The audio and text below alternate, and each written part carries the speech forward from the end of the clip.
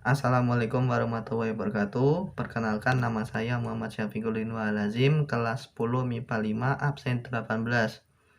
1. 7 lembaga negara, yaitu 1. Dewan Perwakilan Rakyat, 2. Lembaga Kepresidenan, 3. Mahkamah Agung, 4. Dewan Pertimbangan Agung, 5. Badan Pemeriksa Keuangan, 6. Majelis Pemusyawaratan Rakyat, dan 7. Dewan Perwakilan Rakyat.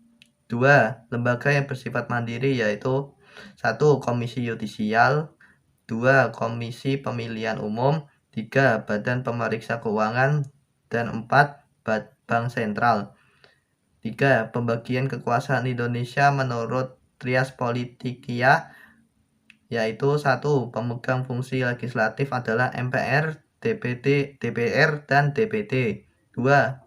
Pengampu fungsi eksekutif tetap berada di tangan Presiden. 3. Fungsi yudikatif ditangani oleh MA, MK, dan KY. 4. Fungsi eksaminatif berada di tangan BPK. 4. Pengertian dan tugas MPR. MPR merupakan lembaga negara pelaksana kedaulatan rakyat. Oleh karena anggota MPR adalah para wakil rakyat yang berasal dari pemilihan umum. MPR mempunyai tugas dan wewenang, yaitu 1. Mengubah dan menetapkan undang-undang dasar, 2. Melantik presiden dan wakil presiden, 3. Memutuskan usul DPR berdasarkan putusan Mahkamah Konstitusi untuk memberhentikan presiden dan atau wakil presiden, 4. Melantik wakil presiden menjadi presiden apabila presiden mangkat, 5. Memilih presiden dan wakil presiden, 6. Menetapkan peraturan tata tertib dan kode etik MPR. 5. Pengertian, tugas, fungsi, dan hak DPR. DPR merupakan salah satu lembaga tinggi negara dalam sistem ketatanegaraan Indonesia yang merupakan lembaga perwakilan rakyat.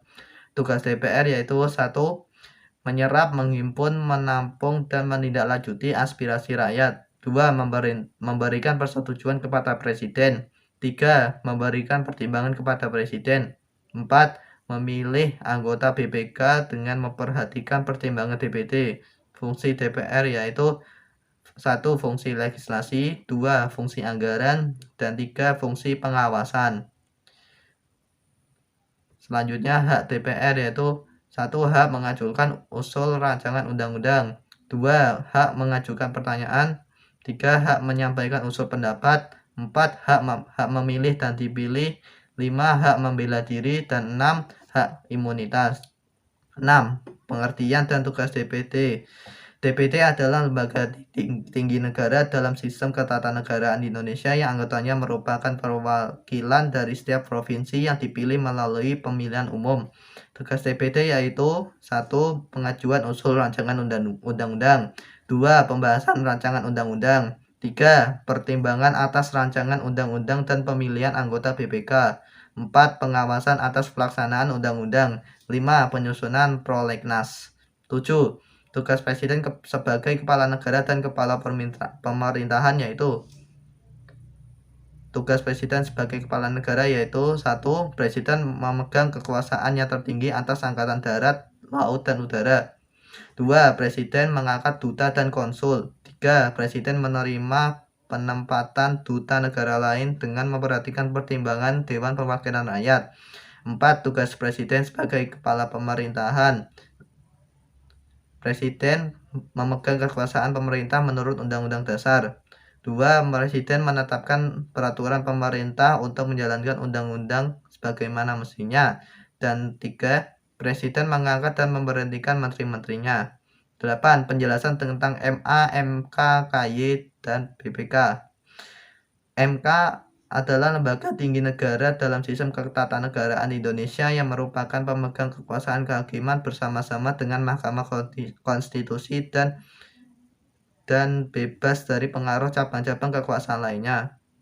Mahkamah Konstitusi Republik Indonesia adalah lembaga tinggi negara dalam sistem ketatanegaraan Indonesia yang merupakan pemegang kekuasaan kehakiman bersama-sama dengan Mahkamah Agung.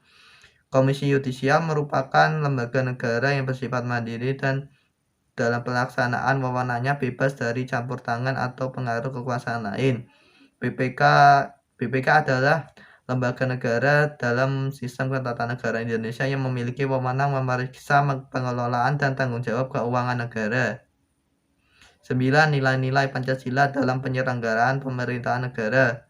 1. Nilai sila ketuhanan yang Maha Esa, kemanusiaan yang adil dan beradab, persatuan Indonesia, kerakyatan yang dipimpin oleh hikmat kebijaksanaan dalam permusyawaratan atau perwakilan, dan keadilan sosial bagi seluruh rakyat Indonesia. Sekian dari saya, terima kasih. Wassalamualaikum warahmatullahi wabarakatuh.